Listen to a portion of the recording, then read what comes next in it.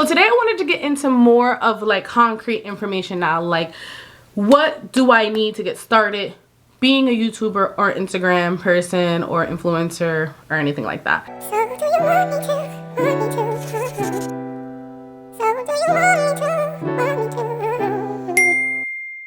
I wanted to tell you first what mindset you needed to have right before, and that's what that previous video was. So if you want, I will link that in the description box. Actually, it will be in the description box. But this series is going to be basically all about becoming a YouTuber, an influencer, or a content creator from scratch. Don't have anything to your name, you're just ready, just kind of how I did. I don't have any family members that do YouTube. Everything I learned, I basically had to learn on my own. So that's why I decided to create this series to see if I could walk you guys through the steps of being a content creator. So let's get started. So here are all the magical things that you need to get started.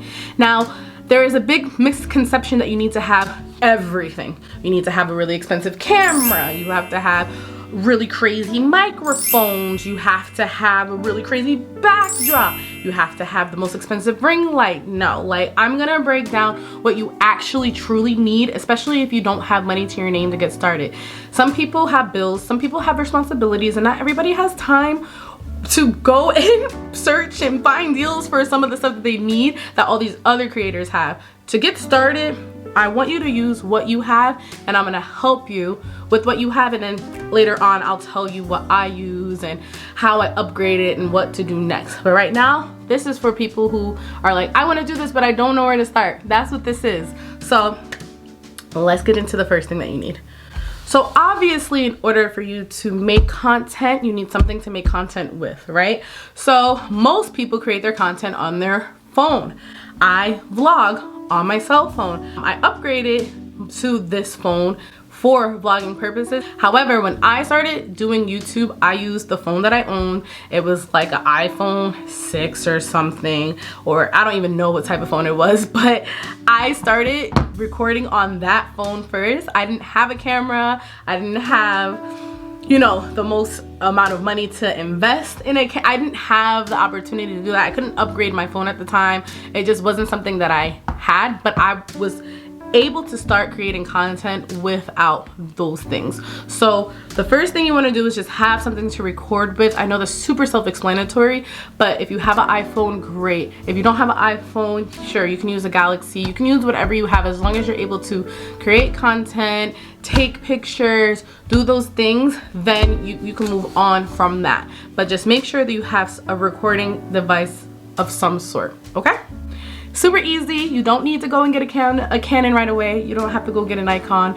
And then obviously I upgraded. Right now, if you're wondering, the camera I'm recording on is a Canon M50. It's a really nice starter camera. This is my first camera I ever owned, and it's not really sometimes about the camera, it's sometimes about the lenses. Most of the time it's about the lenses, but there's just so much that comes with cameras that you have to learn that sometimes it's just easier to start on your phone anyway. You can take pictures on your phone as long as you have great editing software, which we can get into that like a little bit later. All right, so the second thing that you need, which is crazy I just said that, is something to edit with, right? So if you are using your iPhone because you do not have the money for a camera or whatever the case is, you need somewhere to edit your videos. You don't want to, I mean, if you have to start with just making a video and posting it without edits because you don't have anything, then fine, at least post, at least start somewhere.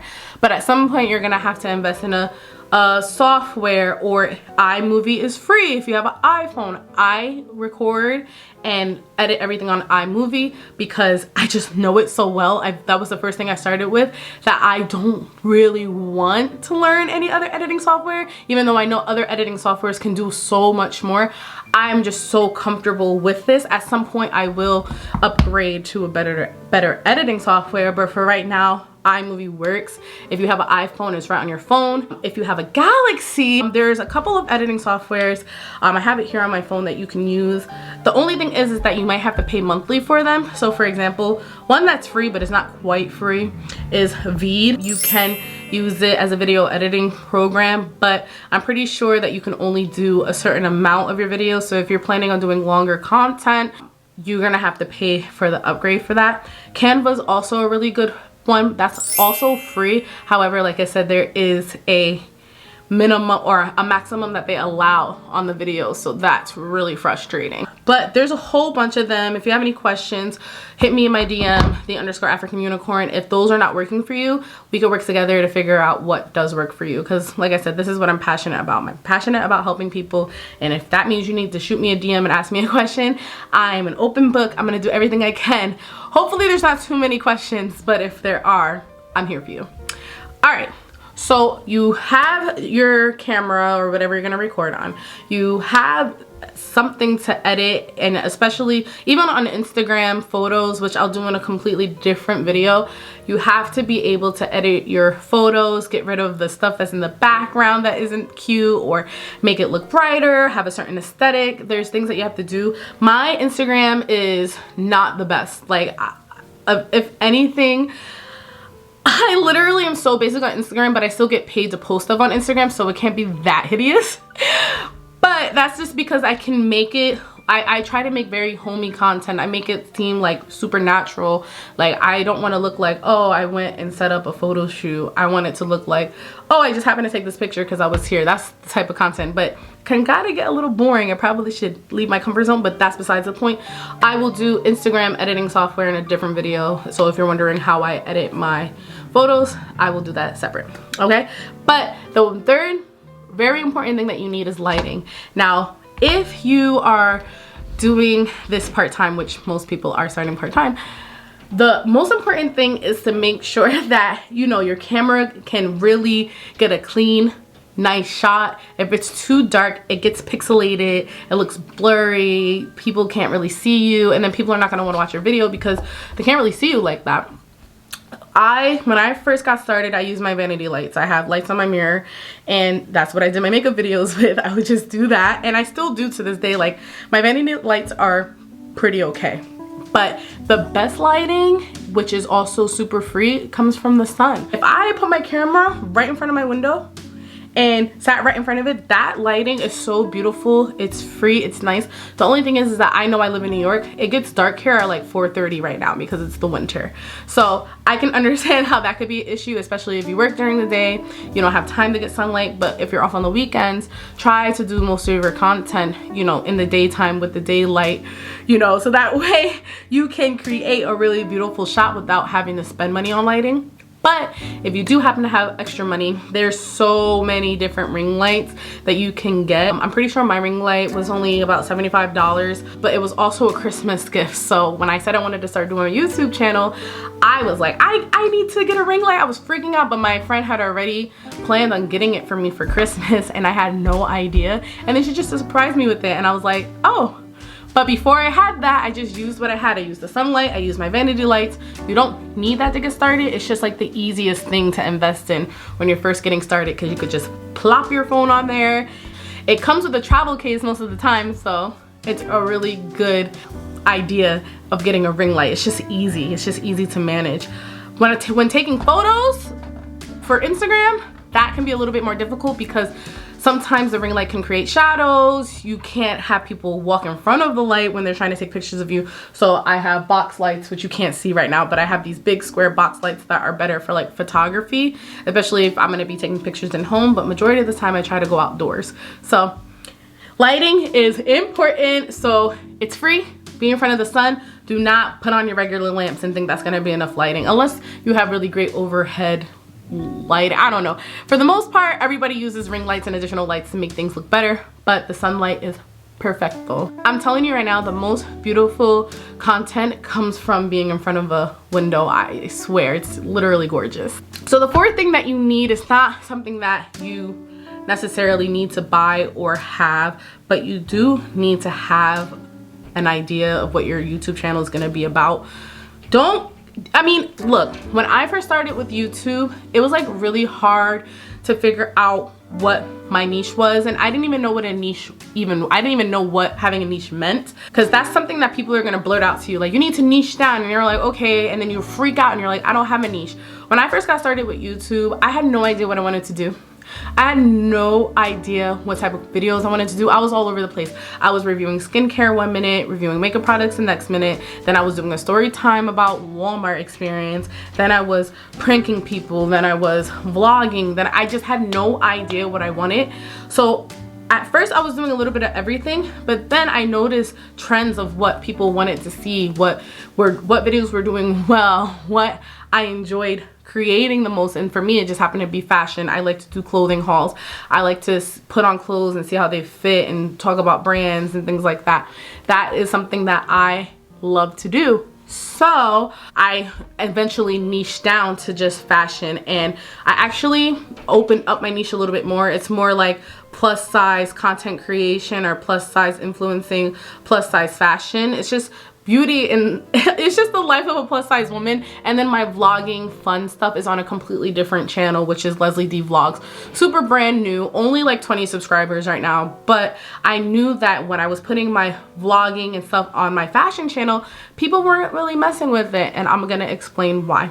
Let's say you are into cars and your first video you ever post is about Toyota Corollas and the features of a Toyota Corolla, because I'm not a car person, that's the only car I can think of. But let's say that's what you decide to do, and then I'm like, that's so cool, I love that car, I wonder what other information he has on this car. But then the next video, it's about how to braid hair, and then the next video after that is a vlog about you going to Disney World. I'm not gonna subscribe to that channel because I don't know, I'm not interested in the rest of that. I'm interested in Toyota Corolla information, but I'm not interested in your Disney trip. I'm not interested in your hair, how to braid hair. Like, I'm literally subscribing to you for that, because in the beginning when you're doing content creation, they're coming to you because they like the information you're providing them, not because they like you. At some point, they might start to like you. They'll be like, yo, she's funny. Like, there's some people that have to watch 20, 30 videos of someone to actually subscribe because they like watching their videos, but they're not sure if they like them enough to follow them. And then after the 30th video, they're like, I might as well subscribe because I just keep watching their videos. I love this girl. Why am I being so weird? I should just subscribe. But some people are just weird like that. There's so many times like that I have gone and watched, I'll literally look up their name to see what they're doing and I won't be subscribed to them, and then I'm like, why? This is so dumb. Like, it's so easy for me to subscribe, it's so easy for me to like the video. But if you're all over the place, I'm not gonna come back to you for Toyota Corolla information. Does that make sense? So that's why niching down is so important. If you want to make a page about cars, make it about cars. If you want to make a page about yourself and you want to vlog, then make it about yourself and vlogs. But don't go, do I suggest that you do multiple channels? No. Figure out what you really want to do, because you don't want to waste your time. I'm only vlogging because I have people in my life who really just want me to vlog and they're just nosy. But I do it because it's fun for me. But my main channel is what I'm passionate about. My main channel is my priority. So just keep that in mind. Last but not least, the fifth thing that you need, and before I even say that, if you really enjoyed this video, don't forget to give it a big thumbs up. Do it right now. Please do it. Just subscribe and like the video. I hate when people tell me in person I love that video. I'm like, and so you comment that you like the video. Anyway, just up to you guys. You don't have to if you don't want to, but it would be really helpful. But and also subscribe. I think I said that already. Anyway, the last but not least thing that you need, make sure you just have a clean background. I'm not saying go in and get curtains like mine and lights and go get a mirror, or I know a lot of the Instagram girls and the YouTubers now have like the green plant, and those plants are expensive, for one, especially the fake ones, and two, I can't take care of a real one, so I'm not gonna get one, right? It's not who I am, it's not my aesthetic. You know, don't copy all these other people. If you don't have money to make a backdrop or do something expensive, you don't have to put money in for that. Just clean your room and just make sure your background's clean. That's it. When I show my sister a YouTube video, she's so ADHD that she'll be like, what's that in the back? What shoes are those? Why? What's that picture of? Is that her grandmother? Like, she does not actually watch the video. And it's literally aggravating because I'm like, this is a funny prank. Watch the video. I want you to see how this person's reacting. She's like, yeah, but like, you don't see all that mess? Some people really can't get past that. Some people can't get past the dirty mirrors. You could take a really cool picture in a mirror, but if it's dirty, oh my gosh, like, people cannot get past that. So just if you want to do your video on your bed, do that, which I really need to make my bed. But if that's what you want to do, then cool. do what you feel is best. However, make sure your bed is made. Don't have messes all over the place. Don't have a Cheez-Its box in the background just chilling, because some people just really are distracted and they just won't, and then they forget what you're talking about and then they move on to the next video. All right, that is it for this TED Talk. Just kidding. This is it for the Lily squad. I'm trying to come up with like something, because everybody has like teams and stuff. Like people be like, oh, my blah family or my blah blah squad. I don't have that yet, so I'm working on it. Help me out. Comment below what you think I should call us. What are we, the Lilies? That sounds so weird. The Lily gang? I don't even like being called Lily. This is what my nephews call me, Lily. Like instead of auntie. I don't want to be auntie, I want to be Lily. I don't even want to be Lily either. I wanted to be Thea, but everyone's frustrating in my family. Anyway, I digress. Comment below what you think I should call us, our team, our squad, our gang. We are a family at the end of the day. No, you know what? I feel like this is kind of manipulative.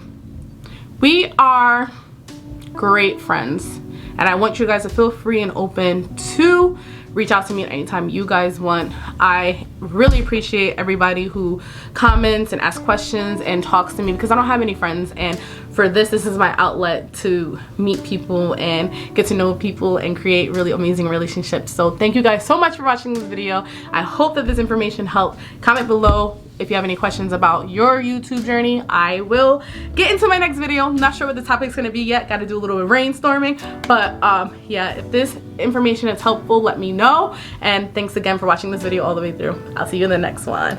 Peace. So do you want me to